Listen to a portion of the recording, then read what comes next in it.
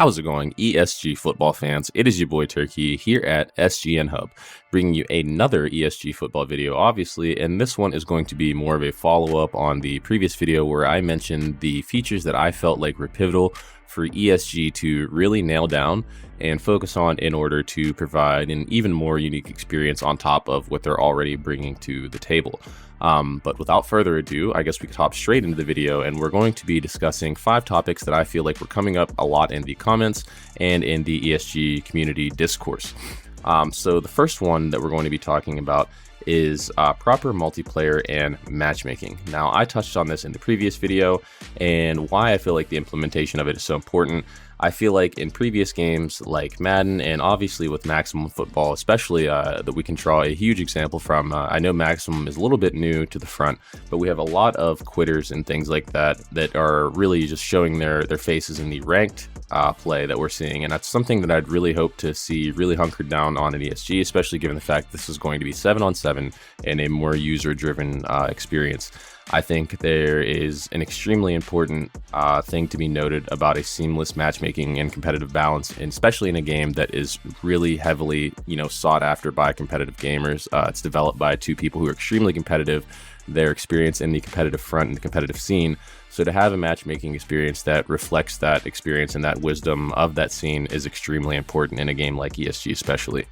Whenever it comes to balancing in a game like this, I think you're really going to take into consideration also how many points you're getting per game, how much credit are you getting for cosmetics per game, and really what is that progression looking like. I feel like that balance of progression as well as fair games where you actually feel like you're having competitive time and you're not just putting up 70 on every single team is going to be a fine line that they have to really draw on their own. It's going to be a lot harder for us to really have that idea of where that is rather than the devs themselves, because this is just a new experience. It's similar to that 2K Park feeling, but now we're doing it with football. So I think the balancing of the multiplayer features is huge. Jumping past the multiplayer features, one that I saw was injuries. Now, this is, like I said, going to be that 7-on-7 user-driven experience, but whenever you introduce the idea of player injuries, I feel like that's going to make people think a lot more about if they're throwing their character's body into wild positions or if they're really putting their player's body on the line a lot more, as opposed to making smart, intelligent plays, taking proper pursuit angles, and just doing things that ultimately result in just safe play. I feel like this could be kind of a hot issue or like something that's widely debated on whether or not they're going to take place, but I also feel like this is going to be something that's going to be hard to implement into the game. So I personally imagine that we're going to see injuries take a little bit of a back seat in the early on experience. I think you don't want it to impact gameplay too much or have too much permanence, but at the same time, with it being an injury, depending on what that is, you don't want somebody to have like a pulled hamstring and then be back the next game. Or if there's some type of gatekeeping experience where, there's some type of player currency where you can potentially, boost the training of a particular player or take them to physical fitness or therapy with in-game currency. These are just ideas that I have personally, but I feel like injuries could potentially split the community, and I'm curious how you guys feel about it. I feel like yes and no. It's kind of hard for me to provide my input on this because I am a fan of realism. I'm a fan of competitiveness. But there's some lines that you don't necessarily cross in order just to maintain the integrity of the game and have an even flow. Now, also, we have suggestion number 3, and this is going to be receiver and DB positional battles. I can kind of see this one. I think in a lot of the past football experiences, we have just assigned coverage, man coverage, zone coverage, or whatever that coverage may be, and they may adhere to that. But the thing that I really feel like we're not taking into consideration is we're not going to have AI on the field. We have a lot of assignment-based things, so I think the situations that we're bumping into where we say the DBs don't come down on routes and just step in front of the wideout to make a play on the ball, or they're just not doing things that are, human-like. I feel like that is the instance where we're going to need to see a lot more testing and a lot more beta testing. Thank goodness we finally do have the beta signups available, so we finally have to get our feet wet, the opportunity to get our feet wet and really see what this is about. But I really feel like positional matchups are going to be very, very heavily balanced solely based on gameplay. This is a very unique experience, and I think it's a lot easier for us as viewers / consumers who don't have the experience of playing a 7-on-7 or 11-on-11 to say what changes need to be made. I think this is going to be a situation where we really need a lot more hands-on experience to say whether or not we need particular things. If the gameplay is smooth, the skill matchups are smooth, I think that opens the window for a lot more developmental changes, but I think that's going to be further down the line whenever the foundational aspects of the gameplay have been set into motion.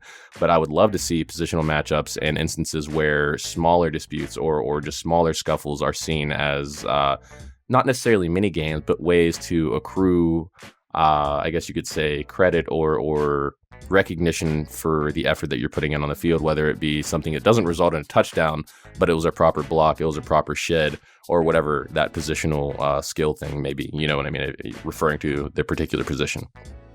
And the next topic that we're going to have is going to be just overall gameplay. The widely requested thing is simply gameplay. There's not really, it's a very straightforward thing, and I feel like that's a lot of what they've been working on behind closed doors.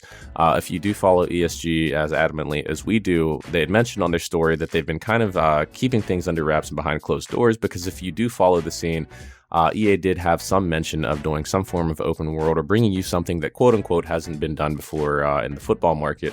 And I don't find it very coincidental that they're doing this in lieu of ESG and all of the backing that they got. A lot of people would say that the marketing of the game has been lackluster, but whenever you are bringing something unique to the table in the given market that we have, it's very easy for larger developers to swoop in and easily assimilate the gameplay ideas of smaller developers and people that have something actually new to bring to the table. And I think that's what ESG is doing by keeping that under wraps. So we may or may not be getting the gameplay that we would like to see immediately and just get that dopamine rush and be like, yes, this is what I want. But I feel like it's necessary for them to make a unique product to somewhat keep it under wraps. We have to keep in mind that this is not some AAA development team that has millions upon millions of dollars to simply throw at these athletes like LaShawn McCoy and Sean Merriman to do the things that they need to do, the motion cap, and get professional athletes for motion cap. This isn't something that's just easy to do, and these things, at the end of the day, they cost money. So for those that are griping at their approach for media and their approach for promoting their game, I feel like they absolutely took the right direction, especially when promoting their gameplay. It's been very tightly kept under wraps, and I do understand the adherence and the necessity for excellent gameplay and the need to see more as well. And I'm hoping that is, I'm really just putting my faith in that, because I feel the understanding for them not showing too much, but the need for gameplay is absolutely there, especially when you're bringing a brand new idea to the market, a brand new gameplay style, and just it's really something that's hopefully going to revolutionize the idea of what it means to play a football game, or worry about an NFL license on a football experience. So that gameplay is going to absolutely set it apart from all the other titles, and it's going to be a necessity that it has standalone exceptional gameplay. And last but not least, this is going to be the feature that heavily sets it apart from the other available football games on the market. And this is going to be the customization and the way the customization and itemization comes into play.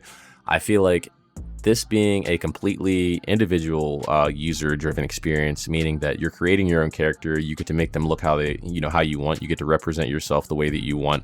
The levels of customization that are available is going to be pivotal. And they've spoken a lot about that, obviously, with the heights, and you have the different things that are going to be available to players in the heights to demonstrate that drip and the things that you've done. I'm hoping that customization doesn't only defer to cosmetics and things that you get through in-game currency, but also things that you can earn that show some level of commitment. Like if you reach Hall of Fame status, or if you reach Legend status, or any of those statuses, there's like, whether it be a pin or some type of logo that you can just put on your gear in game, like if it's like a base t-shirt or like a base jersey, or things that you can do to really show that you're playing the game and you're just out there. This being, like I said, the user-driven experience that it is, a lot of individuality is going to be just exhibited in this game, and the way that players express themselves is going to be different than any other game. They stated early on that this is almost like a media hub, or like a platform where players can get on and just really meet and BS and talk to each other, or just run a quick game. And that level of individuality is something that I'm really looking forward to myself personally. If you guys feel like there's further discussion, or thinking that there's something that I may have left out that could have taken a precedent spot above this, please let me know in the comment section. But now that we finally do have beta signups and the release date is a little bit closer in sight and we can taste it a little bit more, I'm really excited to see the thoughts and the ideas that the community has for this game. But with that being said, it's been your boy Turkey here at SGN Hub. Peace.